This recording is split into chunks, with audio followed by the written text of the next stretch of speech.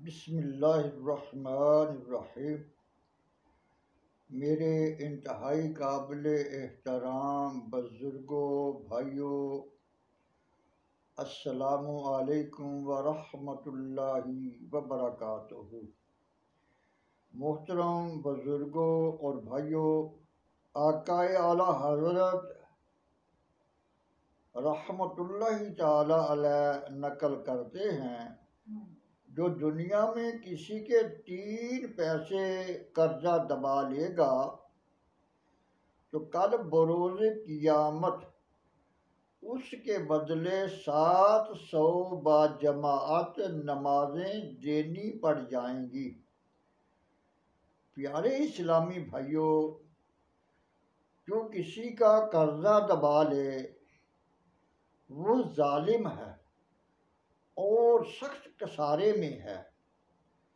حضرت سیدنا سلیمان طبرانی رحمۃ اللہ تعالی علیہ اپنے مجموعہ حدیث الموسوم طبرانی میں نقل کرتے ہیں، سرکار مدینہ منورہ صلی اللہ علیہ وسلم نے فرمایا، جس کا مفہوم ہے ظالم کی نیکیاں مظلوم کو اور مظلوم کے گناہ ظالم کو دلوائے جائیں گے۔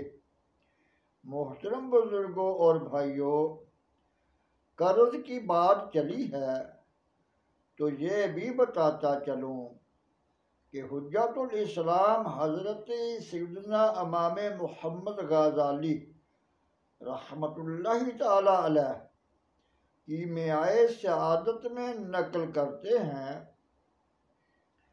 جو شخص قرضہ لیتا ہے اور یہ نیت کرتا ہے کہ میں اچھی طرح ادا کر دوں گا تو اللہ تعالیٰ اس کی حفاظت کے لیے اس پر چند فرشتے مقرر فرما دیتا ہے، اور وہ دعا کرتے ہیں کہ اس کا قرض ادا ہو جائے۔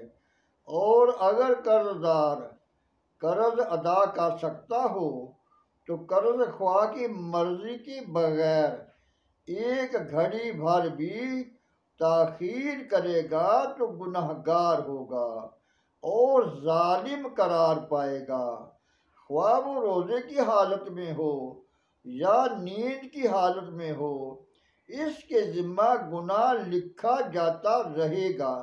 گویا ہر حال میں وہ گناہ کا میٹر چلتا ہی رہے گا اور بہر صورت اس پر اللہ تعالیٰ کی لعنت پڑتی ہی رہے گی۔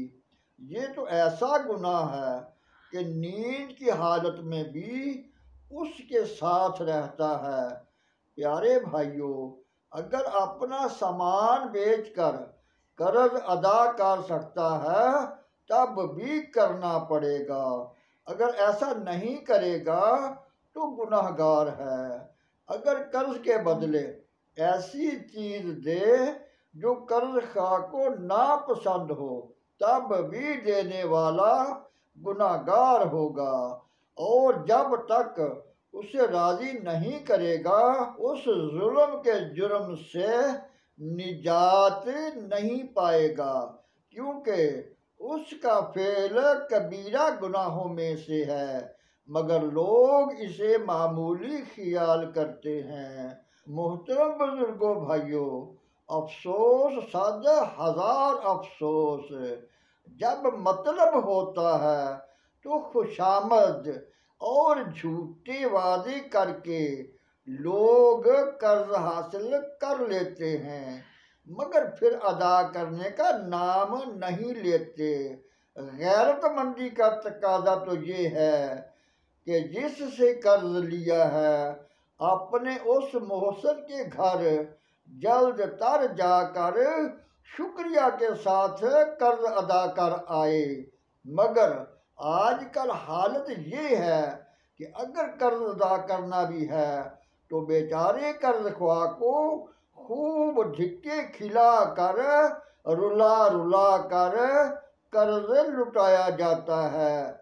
یاد رکھیے، بلا وجہ قرض خواہ کو دھکے کھلانا بھی ظلم ہے۔ عام طور پر بیپاریوں کی عادت ہوتی ہے کہ رقم گلے میں ہونے کے باوجود شام کو لے جانا، کل آنا وغیرہ وغیرہ کہہ کر ٹرکھاتے اور دھکے کھلاتے ہیں۔ یہ نہیں سوچتے کہ ہم کتنا عظیم گناہ اپنے سر لے رہے ہیں۔ اگر شام کو قرض چکانا ہی ہے تو ابھی صبح کے وقت چکا دینے میں حرج ہی کیا ہے۔ پیارے پیارے بھائیوں، بندوں کی حق تلفی بہت زیادہ نقصان دہ ہے۔